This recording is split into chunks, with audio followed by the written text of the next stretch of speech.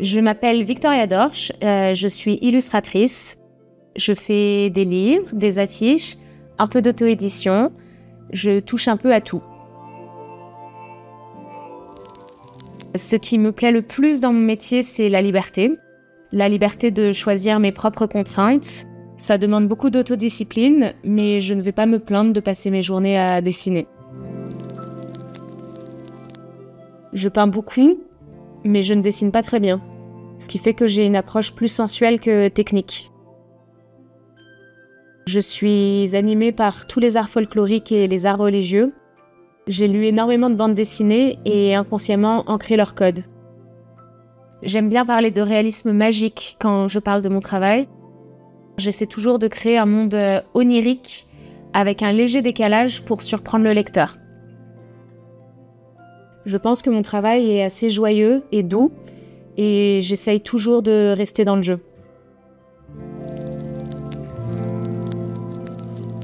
Si je dois faire des croquis et trouver des idées, c'est le matin que je suis le plus concentrée.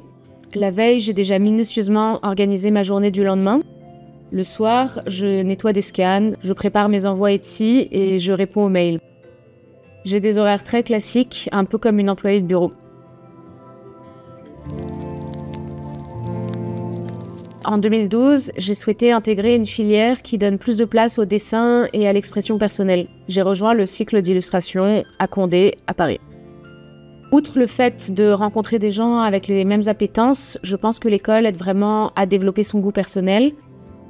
Tout au long des vernissages, rencontres, projets, notre œil s'ouvre et s'aiguise en même temps. La multitude de projets auxquels on est confronté, avec des deadlines très courtes, forge l'autodiscipline.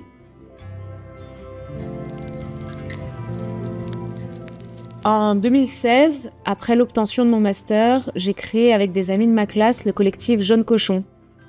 Le fait de partager un atelier avec eux a été très important. À la sortie de l'école, on n'était pas seuls, on avait un cadre, des collègues d'atelier. Le fait d'avoir un réseau, c'est primordial.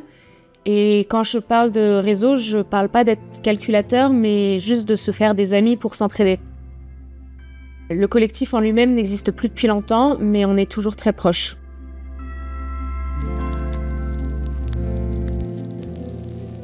Aujourd'hui, je vis et travaille dans une maison à la campagne, dans un village de 50 habitants en Bourgogne. Je vis dans une mini-ferme artisanale à champignons, c'est assez insolite. J'ai le statut d'artiste-auteur, un statut obligatoire quand on perçoit des droits d'auteur. Ce choix me demande une comptabilité rigoureuse, c'est contraignant, mais je sais exactement combien je gagne et combien je dépense, ce qui me coûte le plus cher et ce qui me rapporte le plus.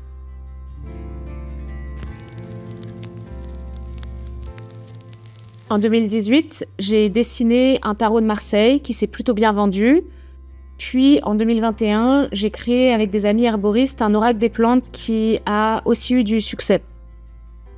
Lorsque je réalise ce genre de projet, je rentre dans un tunnel de travail, presque dans une démarche de dessin automatique.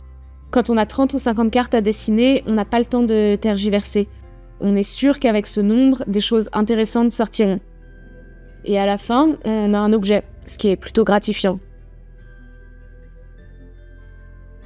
En plus de m'apporter un revenu complémentaire, ces projets m'ont donné la confiance et la trésorerie pour en lancer d'autres.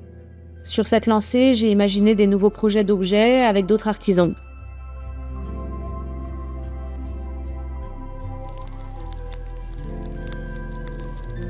J'aime développer d'autres activités créatives qui ne sont pas reliées au travail, des sortes de sanctuaires où la question de rentabilité n'existe plus.